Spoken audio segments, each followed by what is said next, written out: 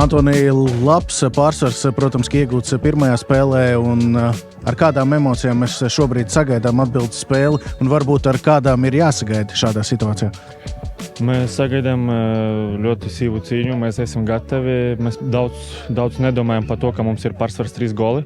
Koncentrējamies uz spēli un gribam uzvarēt, protams. Vai tas ir tas galvenais, jo daudz runā, ka tas pārsvars ir tik liels un kaut kur jau mūs tālāk sāk likt, vai tas ir uzsvars, ko treneris arī saka ģērbtuvē un pirms treniņiem?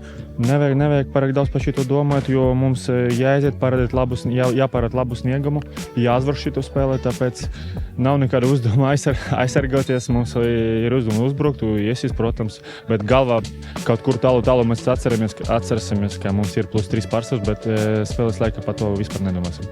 Kādu spēli tu sagaidi no viņa puses?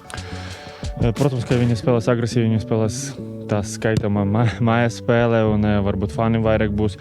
Viņam nav ko zaudēt, tāpēc viņi, es domāju, skries uz priekšu un censīsies ātri atgūst kādus vārtus, bet mēs esam gatavi tai cīņai. Saspringts ļoti grafiks, no kuriem spēlētājiem tu esi, tev vieglāk ir, kad spēle pēc spēles ir nevis tik daudz treniņu, vai tas, teiksim tā, nogurums krājās?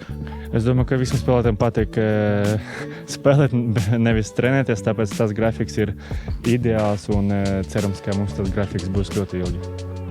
Vai tas ir pluss, ka mēs spēlējam Rumānijā, nevis Izrēlā? Tāpat viņi tur būs daudz tie viņu līdzekļi, bet vai tam arī kaut kāda uzmanība tiek pievērsta? Es domāju, tas ir mums pluss, jo, ja mēs spēlētu Izrēlā, es domāju, viņam būtu pilns stadions, bet Rumānijā diez vai viņi tur salaks pārāk daudz skatītāju, tas ir tikai pluss mums arī.